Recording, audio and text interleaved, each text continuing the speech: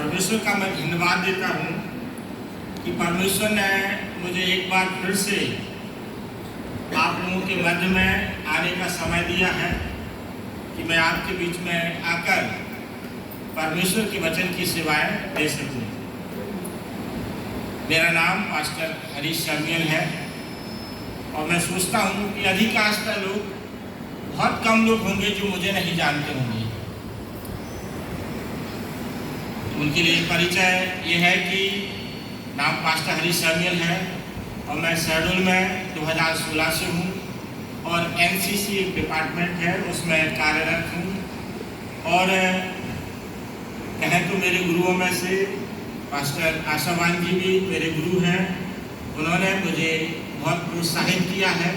नहीं तो 2016 से होने के बावजूद भी मैं ज़्यादा लोगों से मुलाकात नहीं करता था और ज़्यादा एक्टिव नहीं रहता था, लेकिन पास्टर जी ने मुझे एक्टिव किया और फिर जब से चाबी भरे हैं तो तब से मैं निरंतर प्रभु के कार्य में आगे बढ़ता जा रहा हूँ। मेरा बाइबल कुछ चलता है, जो यहाँ के शहडोल के जो ग्रुप से जो लोग जुड़े हैं तो वो देख सकते हैं। बाइबल कुछ है, वर्ग पहेली है और फिर एक और बाइबल प्रश्नोत्तरी चालू की है जिसको उत्तर आपको नहीं देना, लेकिन उसका आयोजन कलीसिया कर सकती है कि मैं सारा प्रश्न यानी जो कहती है मटेरियल पूरा उपलब्ध करा देता हूँ और कोई भी कलीसिया अपने चर्च में वो प्रिंट निकाल के कलीसिया में प्रतियोगिता का आयोजन कर सकती है। इन सब बातों के लिए परमेश्वर का धन्यवाद देता हूँ। आज का जो वचन पाया जाता है दूसरा इतिहास अध्याय 1 पद 7 से 13 तक हम पढ़ लेंगे। दूसरा इतिहास की पुस्तक अध्याय 1 पद 7 से पद 13 तक हम पढ़ लेंगे, जहाँ पर इस प्रकार से लिखा है। उसी रात को परमेश्वर ने सुलेमान को दर्शन देकर उससे कहा, जो कुछ तू चाहे कि मैं तुझे दूं वह मांग।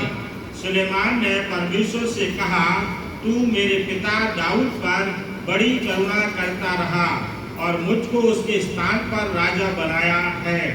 अब हे यहोवा परमेश्वर, जो वचन तूने मेरे पिता दाऊद को दिया था वह पूरा हो। तूने तो मुझे ऐसी प्रजा का राजा बनाया है जो भूमि की धूल के किरणों के समान बहुत है। अब मुझे ऐसी बुद्धि और ज्ञान दे कि मैं इस प्रजा के सामने अंदर बाहर आना जाना कर सकूं, क्योंकि कौन ऐसा है कि तेरी इतनी बड़ी प्रजा का न्याय कर सके। परमेश्वर ने सुलेमान से कहा, तेरी जो ऐसी ही इच्छा हुई, अर्थात तूने ना तो धन संपत्ति मांगी है, ना ऐश्वर्य और ना अपने बैरियों का प्राण और ना अपनी दीर्घायु मांगी, केवल बुद्धि और ज्ञान का वर मांगा है, जिससे तू मेरी प्रजा का, जिसके ऊपर मैंने तुझे राजा नियुक्त किया है, न्याय कर सके। इस कारण बुद्धि और ज्ञान तुझे दिया जाता है। मैं तुझे इतनी धन संपत्ति और ऐश्वर्य भी दूंगा जितना ना तो तुझसे पहले किसी राजा को मिला और ना तेरे बाद किसी राजा को मिलेगा। तब सुलेमान गिबोन के ऊंचे स्थान से अर्थात मिलाप वाले तंबू के सामने से यरूशलेम को आया और वहां इस्राएल पर राज करने लगा। आइए हम प्रार्थना में जाएंगे। हमारे परम पवित्र सामर्थी परमेश्वर यहोवा, हम अपने उद्धारकर्ता और मुक्तिदाता प्रभु यीशु के पवित्र सामर्थी नाम में हम कलीसिया एक बार फिर से आपके चरणों के करीब आते हैं। आपके नाम का प्रभु हम धन्यवाद देते हैं, बड़ाई और जयकार करते हैं, क्योंकि आपकी उपस्थिति हमारे मध्य में है। आपकी उपस्थिति में हमने प्रभु आपके नाम की महिमा के लिए गीतों को गाया है, प्रार्थना की है, प्रभु भोज की संगति में शामिल हुए हैं और प्रभु अब ये समय दिया है कि हम आपके वचनों को प्रभु सीखने पाए, समझने पाए, तो पवित्र आत्मा हमारे मध्य में उपस्थित होने पाए, ताकि पवित्र आत्मा की अगुवाई में हम वचन को सीखे, समझे, आत्मसात करते हुए उस पर चलने वाले बन सके। तो प्रभु आप हमें ऐसा मन और ऐसी आत्मा से परिपूर्ण कीजिए ताकि हम आपके वचन को अधिकाई से अपने हृदय में बसने दें। पिता परमेश्वर आप हमारे साथ हुए, सब बातों में आपका धन्यवाद देते हुए प्रार्थना प्रभु यीशु के पवित्र और सामर्थी नाम से मांगते हैं, आमीन। जो संदर्भ आपके सामने पढ़ा गया राजा सुलेमान के विषय में, यहाँ कोई ऐसा व्यक्ति है जो नहीं जानता हो या राजा सुलेमान के विषय में आपने ना सुना हो, तो मैं सोचता हूँ हर व्यक्ति ने राजा सुलेमान के विषय में सुना।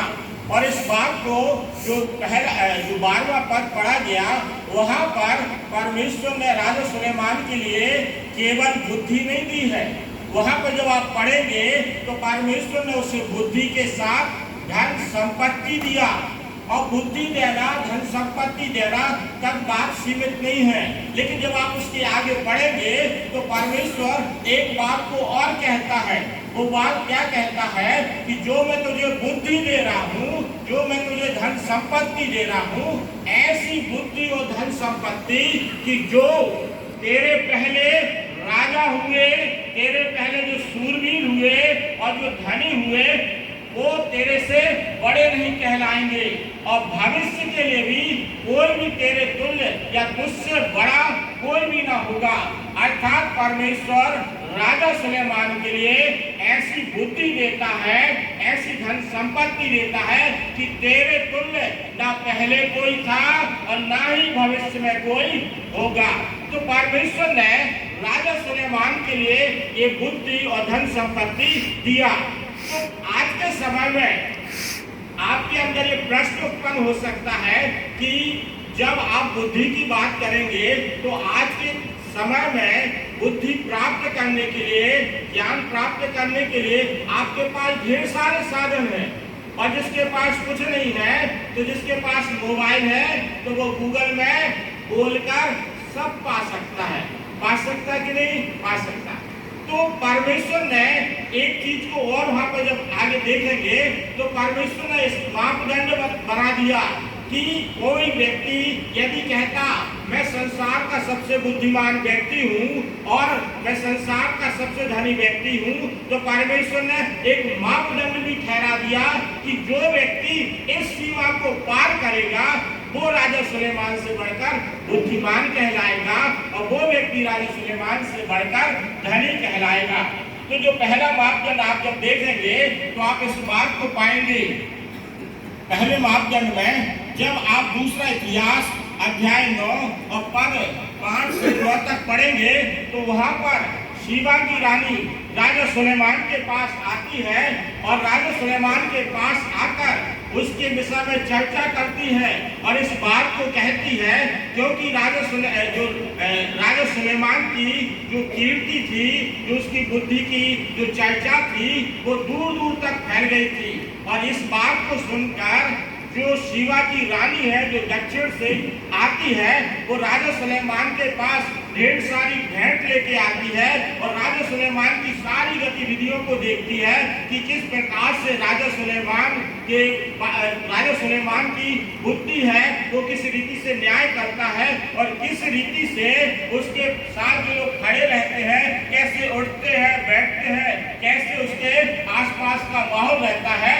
तो जो शीबा की रानी है वो इस बात को कहती है कि मैंने राजा सुलेमान के विषय में जो भी कीर्ति सुनी थी, मुझे विश्वास नहीं हुआ था। तो मैं क्या की, मैं आकर राजा सुलेमान से मिली और जब राजा सुलेमान से आके मिली तो वो इस बात को कहती है जो मुझे बताया गया था वो तो बहुत थोड़ा था। मैंने उससे बढ़कर राजा सुलेमान के जीवन में उसकी बुद्धि और ज्ञान को देखा, उसके कार्यों को देखा, उसकी समझ को देखा, न्याय करने के तरीकों को देखा, उसके साथ लोग उठते बैठते हैं, जो बताया गया था वो तो बहुत थोड़ा था। आज संसार में आप देखेंगे एक व्यक्ति कहता मैं ज्ञानी हूँ तो दूसरा उससे बढ़कर अपने ज्ञान को साबित करता रहता है, लेकिन कोई एक दूसरे के विषय में आज तक इस बात को नहीं दावा करता है कि मैंने इस व्यक्ति की बुद्धि की, कीर्ति की जो चर्चा सुनी वो बहुत थोड़ी थी और आकर जो मैं देख रहा हूँ वो बहुत बड़ी है। इसके बाद आप इसी अध्याय में जब आगे और पढ़ेंगे तो आप इस बात को पाएंगे पद 22 से 24 में आप इस बात को पाएंगे। बहुत से जो राजा है, राजा सुलेमान के पास आते थे और राजा सुलेमान के पास आकर उसके लिए क्या करते थे, भेंट लाते थे और उससे उसकी जो वो न्याय करता है, जो बुद्धि की चर्चा करता है, उसके लिए सुनने के लिए आते थे। तो इस प्रकार से एक मापदंड भी परमेश्वर ने उसे ठहरा दिया कि जब उसकी बुद्धि की बात की जाती है तो उससे बढ़कर कोई तब कहलाएगा जब उसकी चर्चा राजा सुलेमान के समान की जाएगी, तब वो उससे ज्यादा बुद्धिमान कहलाने पाएगा। इसके बाद राजा सुलेमान के विषय में एक चीज और आप देखते हैं कि परमेश्वर ने एक और क्या आशीष दी, बुद्धि के बाद दिया परमेश्वर ने उसे धन संपत्ति। राजा सुलेमान ने नहीं मांगा था कि मुझे धन संपत्ति दे, लेकिन परमेश्वर ने उसे धन संपत्ति दिया और कितना दिया, तेरे समान न पहले कोई हुआ और न कोई भविष्य में होगा। इसके लिए भी परमेश्वर ने एक मापदंड ठहरा दिया, क्योंकि आज के समय में कितने बड़े बड़े धनी लोग हैं। नंबर 1 की लिस्ट में जो अपने बिल गेट्स कई साल तक बने रहे, अंबानी भी बने रहे। इसके बाद कितने लोग हैं, अभी एलन मस्क है, वो धनी व्यक्ति कहलाते, ये सब धनी कहलाते। लेकिन ये आज की तारीख में भी परमेश्वर के वचन ने एक सीमा ठहराई, उस सीमा को ये आज तक पार नहीं कर पाए। ये दुनिया के आज के वर्तमान समय में ये धनी व्यक्ति कहला सकते हैं, पर राजा सुलेमान से बड़े नहीं कहला सकते। इसका मापदंड परमेश्वर ने क्या ठहराया, आप इसी एक अध्याय जो आपके सामने पढ़ा गया, दूसरा इतिहास अध्याय 1 और उसके पद 15 को कोई जोर से पढ़ देगा। दूसरा इतिहास ने ऐसा किया कि यरूशलेम में सोने चांदी का मूल्य बहुतायत के कारण पत्थरों का और देवदारों का मूल्य नीचे के देश के दूरों का सा बना दिया। धन्यवाद। यहाँ पर क्या लिखा है, राजा के परमेश्वर ने राजा सुलेमान के लिए जब धन संपत्ति देने की बात आई तो कितना अधिक धन संपत्ति दिया कि राजा सुलेमान के राज्य में सोना चांदी इनका मूल्य कैसा कर दिया, पत्थर सा कर दिया। और जो उस समय देवदारी लकड़ी थी उसका मूल्य नीचे के बबूलों के समान कर दिया। अर्थात राजा सुलेमान के लिए परमेश्वर ने केवल बातों में नहीं कहा कि तुम धनी रहोगे, परमेश्वर ने उसे इतना धन संपत्ति दिया और एक ऐसा मापदंड ठहरा दिया कि भविष्य में कोई दावा नहीं कर सकता कि मैं राजा सुलेमान से बढ़कर धनी हूँ। आज कोई इस संसार में बड़े बड़े देश हैं, किसी देश में कितना भी बुद्धिमान अपने आप को समझने वाला राष्ट्रपति है, प्रधानमंत्री है, किसी के राज में सोना चांदी का मूल्य पत्थर सा है। यदि आप जानते हो कोई ऐसा देश, ऐसा कोई राष्ट्रपति जिसके शासन काल में हुआ, यदि हुआ तब वो राजा सुलेमान से बढ़कर धनी कहलाएगा, वरना ये सब उसके नीचे है। तो परमेश्वर अपने लोगों को जब आशीष देता है तो तरीके से आशीष देता है। परमेश्वर जो अपने लोगों के लिए अपने आकाश के झरोखे खोलता है तो बहुत आयत से खोलता है।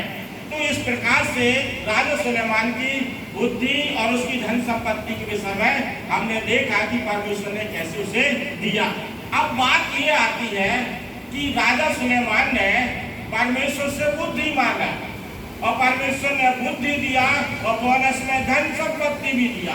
आप प्रार्थना नहीं करते बुद्धि के लिए, आप लोग कभी प्रार्थना नहीं करते, हम सब करते हैं। हमारे पहले और भी लोग रहे, वो भी परमेश्वर से बुद्धि मांगते हैं। तो परमेश्वर ने आखिर राजा सुलेमान में ऐसा क्या देखा कि परमेश्वर से बुद्धि दे रहा है, धन संपत्ति दे रहा है, और लोग दिन रात प्रार्थना में लगे हैं, उसके बावजूद भी उनके जीवन में ऐसी आशीष नहीं है जैसा राजा सुलेमान के जीवन में है, और कहा उससे तो 1% भी नहीं है। तो राजा सुलेमान में ऐसी क्या बात थी, आज हम उन पर मनन करेंगे, उन पर चर्चा करेंगे। पहली बात, राजा सुलेमान के विषय में आपको स्मरण रखना है कि जो राजा सुलेमान है वो परमेश्वर के लोगों से, इस्राएली लोगों से प्रेम करने वाला व्यक्ति था। आज अपने चर्च में विशेष रूप से किस देश के लिए प्रार्थना की गई? इस्राएल देश के लिए। परमेश्वर ने इस्राएलियों को अपना निज धन माना है। यदि आप इसको पढ़ना चाहें तो आप लिख लीजिए, क्योंकि समय कम है। परमेश्वर इस्राएलियों को अपना निज धन कहता है। व्यवस्था विवरण उसके 7 अध्याय के पद 6 में आपको इसको वर्णन मिलेगा। परमेश्वर इस्राएलियों से बहुत तारीफ से प्रेम करता है। व्यवस्था विवरण 7 अध्याय का 8 पद में आपको मिलेगा। इसके बाद आप उस बात को पाएंगे कि परमेश्वर इस्राएलियों को अपनी आग की पुतली के जैसे रखता है। जकरया आप उसके 2 के 8 में पढ़ सकते हैं कि परमेश्वर किस रीति से अपने लोगों से प्रेम करता है, इस्राएलियों से प्रेम करता है। और राजा सुलेमान इस बात को जानता है कि परमेश्वर इस्राएलियों से प्रेम करता है। जब उससे बुद्धि मांगने की बात आई तो जैसा दूसरा इतिहास अध्याय 1 में आपके सामने पढ़ा गया, उसने बुद्धि इसलिए मांगी, परमेश्वर से कहता है तूने जो मुझे इतनी बड़ी प्रजा दी है जिसकी संख्या मैं गिन नहीं सकता हूँ, बालू के धूल के किनकों के समान है, इन इस्राएलियों का मैं न्याय खराई से कर सकूं, तो मुझे तू क्या दे? बुद्धि दे। तो परमेश्वर अपने लोगों से प्रेम करता है, और जब हम परमेश्वर के लोगों से प्रेम करते हैं तो परमेश्वर बुद्धि देता है। तो राजा सुलेमान परमेश्वर के लोगों से क्या करना था? इस्राएलियों से प्रेम करने वाला व्यक्ति था। और जब बात आती है प्रेम करने की, तो प्रेम केवल यहाँ पर लिखा नहीं है, लेकिन जब आप इसको पढ़ेंगे, दूसरा इतिहास अध्याय 8 के पद 7 और 10 को जोर से पढ़ देगा। दूसरा इतिहास अध्याय 8 पद 7 से 10 तक। हित्तियों, एमोरियों, परिज्जियों और इथियोपियों के बचे हुए लोग जो इस्राएल के न थे, उनके वंश जो उनके बाद देश में रह गए और जिनका इस्राएलियों ने अंत न किया था, उनमें से बहुतों को सुलेमान ने बिगाड़ में रखा, और आज तक इसकी वही दशा है।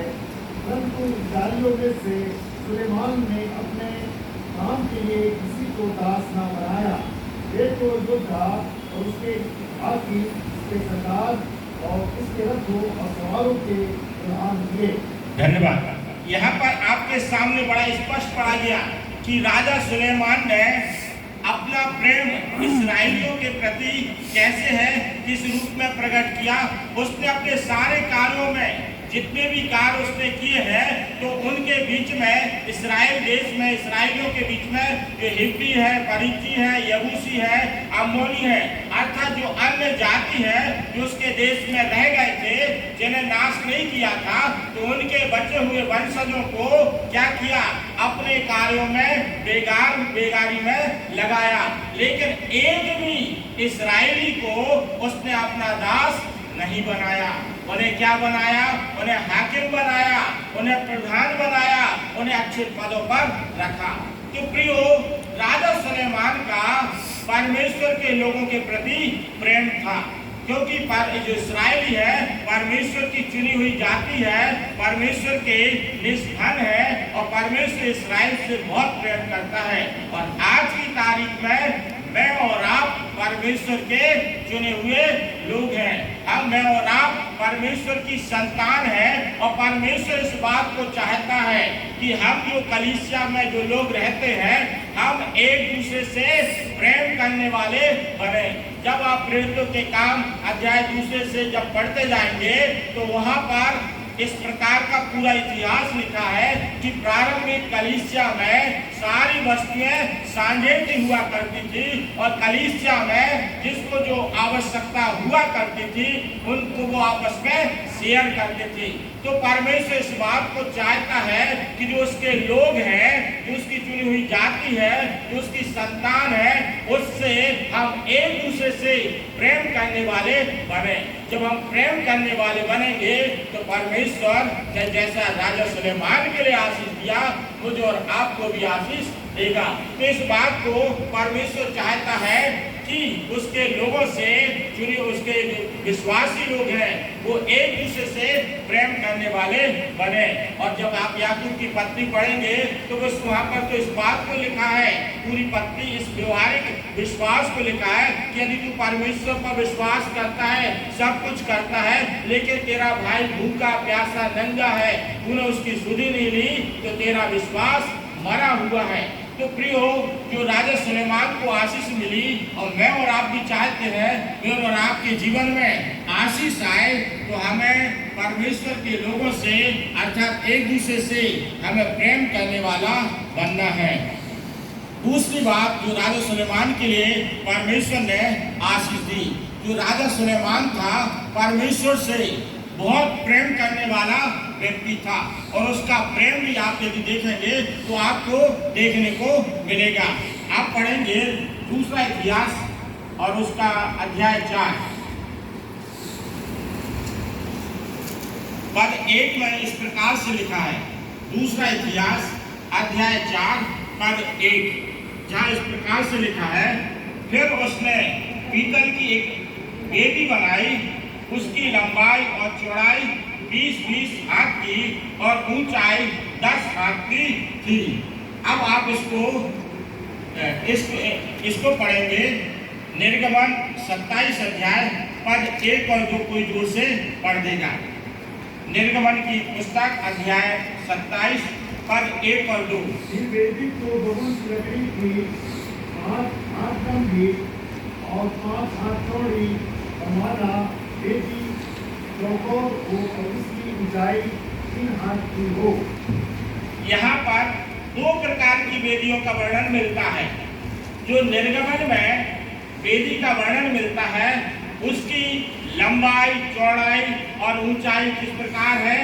लंबाई और चौड़ाई 5-5 हाथ है और जो ऊंचाई है वो 3 हाथ है।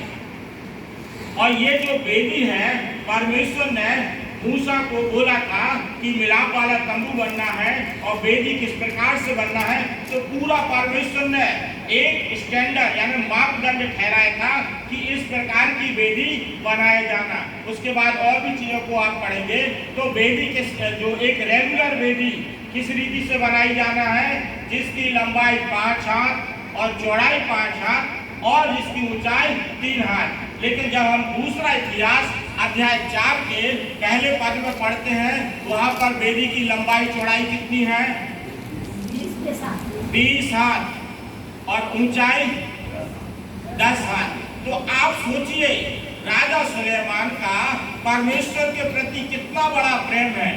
जो गणित के लोग हैं तो इसको कैलकुलेशन को लगाएंगे, लंबाई गुणित चौड़ाई यानी 5-5 तो कितना हो गया? 5 गुणित 5 25 और ऊंचाई 3 फीट। तो पूरी स्क्वायर फीट में जो वेदी परमेश्वर ने मूसा को बनाने के लिए कहा था वो 75 स्क्वायर फीट बैठता है। लेकिन जब आप राजा सुलेमान ने जो वेदी बनाया, 20 हाथ लंबी 20 हाथ चौड़ी, 20 गुणित 20 हो गया 400 और उसमें फिर ऊंचाई कितना है? 10 हाथ ऊंचाई है। जब 10 में आप 4 का गुणा करेंगे तो कितना?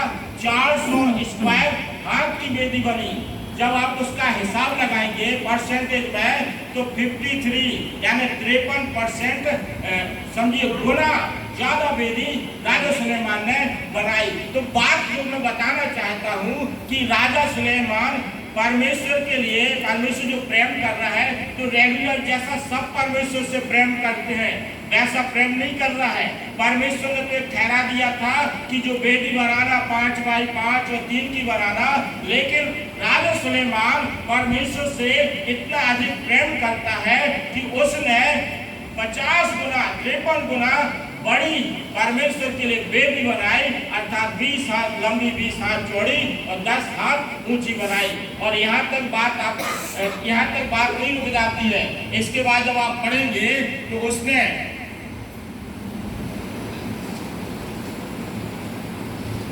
जो बनाई हौदी, दूसरा इतिहास 4:5 में एक हौदी का वर्णन मिलता है।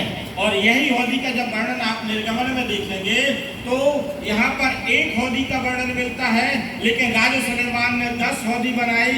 और जब आप दीवट की देखेंगे तो दूसरे इतिहास 4:7 में आप 10 दीवट का वर्णन देखेंगे। और निर्गमन 25 से 31 से 40 के बीच में एक दीवट, और इस प्रकार से 10 मेज 4:8 में, और निर्गमन 25 अध्याय के 23 से 30 में एक मेज का वर्णन देखेंगे। अर्थात राजा सुलेमान का परमेश्वर के प्रति प्रेम देखिए कि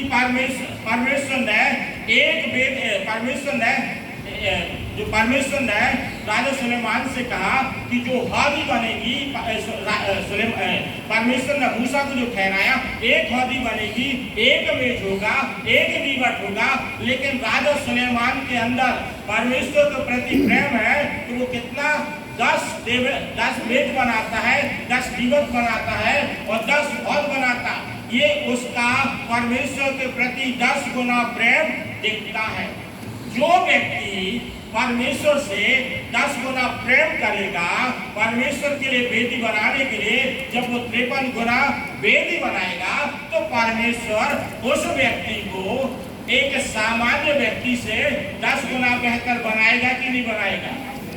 क्योंकि जो आप बोएंगे वही आप काटेंगे।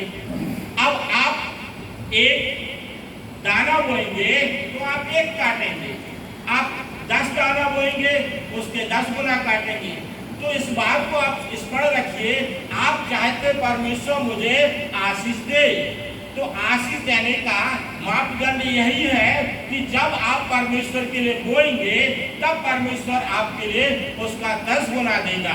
और राजा सुलेमान ने अपने पूरे जीवन में दूसरों से ज्यादा बोया, दूसरों से ज्यादा परमेश्वर के लिए किया, तो परमेश्वर ने भी उसके लिए एक ऐसा स्तर पर पहुंचा दिया कि उसके तुल्य न पहले कोई था और न कोई अभी है। तो प्रियो, ये चीज मुझे और आपको राजा सुलेमान से सीखना है कि किस रीति से हमें परमेश्वर से प्रेम करना है। और परमेश्वर किसी का कर्जदार नहीं है कि आप इस बात को बोले कि हमने परमेश्वर के लिए दिया और मेरे पास कुछ नहीं मिला।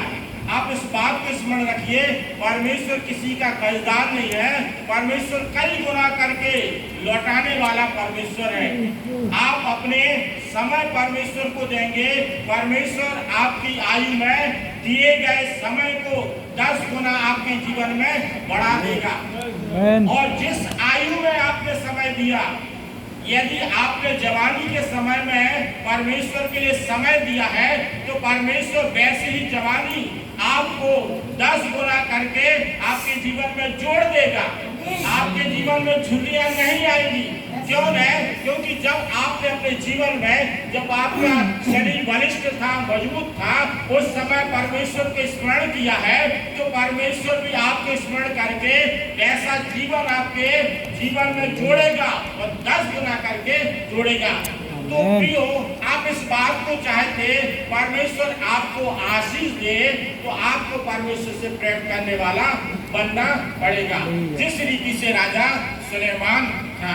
एक और बात बताकर समाप्त करूंगा कि किस रीति क्यों परमेश्वर ने राजा सुलेमान को इतना अधिक आशीषित किया। पहली बात, राजा सुलेमान परमेश्वर के लोगों से प्रेम करता था। दूसरी बात, राजा सुलेमान परमेश्वर से प्रेम करता था। और तीसरी बात जो हम देखेंगे कि राजा सुलेमान परमेश्वर के भवन से प्रेम करता था। जब आप इसी को पढ़ेंगे दूसरा इतिहास 9:4 को, तो वहाँ पर जो शिवा की रानी आती है, वो इस बात को कहती है क्योंकि कई बार लगता होगा आपको कि राजा इतना बड़ा राजा सुलेमान धनी था, बुद्धि में था, उसको परमेश्वर के भवन के प्रति प्रेम था कि नहीं था। तो आप इस बात को पाएंगे, शिवा की रानी आती है और वो इस बात को देखती है कि किस प्रकार से वो चढ़ाई के प्रति, किस प्रकार से वो चढ़ाई बनाई गई है जो परमेश्वर, जिससे राजा सुलेमान परमेश्वर के भवन को जाता है और वो उसकी चर्चा करती है। इसके बाद जब आप पढ़ेंगे राजा सुलेमान का परमेश्वर के भवन के प्रति प्रेम जो देखेंगे, तो जो आप पाएंगे,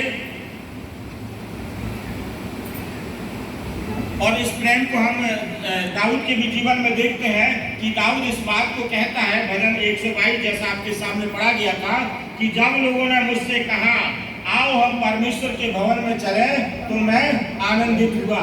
तो आनंदित होकर परमेश्वर के भवन में आना और परमेश्वर से प्रेम करना है। तो आप इस बात को पाएंगे। दूसरा इतिहास अध्याय 6 पद 18 से 42 तक में बहुत सी घटना है जिसे मैं आपको बता देता हूँ। दूसरा इतिहास अध्याय 6 पद 18 से 42 में आप बार बार एक शब्द को पाएंगे। वो शब्द पाएंगे कि परमेश्वर के भवन, परमेश्वर आप पाएंगे 20 पद में, 22 में, 24 में, 26 में, 29 में, 23 में, 34 में, 38 में, 40 में। अर्थात राजा सुलेमान वहां पर इस बात को बार बार अपने लोगों से कहता है और वचन में लिखता है कि जो भवन बनाया गया है उस भवन में आकर कोई व्यक्ति यदि प्रार्थना करता है, इस भवन में आकर हे परमेश्वर कोई प्रार्थना करता है, उसकी बीमारी है तो तू उनकी प्रार्थना को सुन लेना। इस भवन में आकर कोई तुझसे यदि प्रार्थना करे कि मैंने अपराध किया है, प्रभु तू उनकी सुन लेना, उनको क्षमा करना। यदि देश में अकाल पड़े तो विपत्तियों में लोग रहें और इस भवन में आकर उससे प्रार्थना करें कि तू स्वर्ग से सुन लेना। ऐसे जब आप पूरे 6 अध्याय को पढ़ेंगे, आप कई बार इस और भी बातों को पाएंगे कि किस रीति से राजा सुलेमान का परमेश्वर के भवन के प्रति प्रेम था और परमेश्वर के भवन के प्रति प्रेम था। और इस बात को कहता है कि जो इस भवन में आकर प्रार्थना करेगा, प्रभु तू स्वर्ग से सुन लेना। प्रियो, आप इस बात को याद रखिए, जब आप परमेश्वर के भवन में आते हैं और भवन में आकर परमेश्वर से प्रार्थना करते हैं, परमेश्वर आपकी प्रार्थना को सुनता है। क्योंकि ये भवन है, ये कोई ईंट गारे का या कंक्रीट का भवन नहीं है। भवन कौन है? हम जो प्रभु के लोग हैं, जो कलीसिया है, विश्वासियों का जो समूह है, विश्वासियों का जो झुंड है और जो एक मकसद से इकट्ठे होते हैं। विश्वासियों का झुंड वो नहीं कि पिकनिक करने गए हैं और पिकनिक में आप अच्छा घूम रहे फिर रहे हैं, अपने मनोरंजन की बात कर रहे हैं, वो कलीसिया नहीं कहलाएगी। आप कहीं पर एक साथ घूमने फिरने गए और गपशप लगा रहे, वो कलीसिया नहीं कहलाएगी।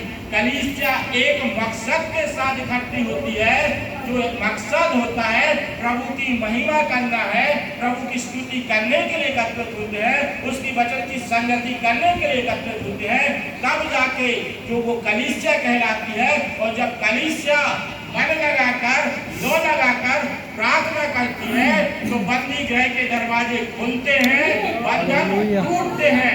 तो आपका जो प्रेम होना चाहिए परमेश्वर के भवन के प्रति, अर्थात कलीसिया के प्रति प्रेम होना चाहिए। राजा सुलेमान के लिए परमेश्वर ने आशीष इसलिए दिया, वो अपने लोगों से प्रेम करता है, परमेश्वर के लोगों से प्रेम करता है, वो परमेश्वर से प्रेम करता है। वो कलीसिया से अर्थात परमेश्वर के भवन से, मैं और आप परमेश्वर के क्या है?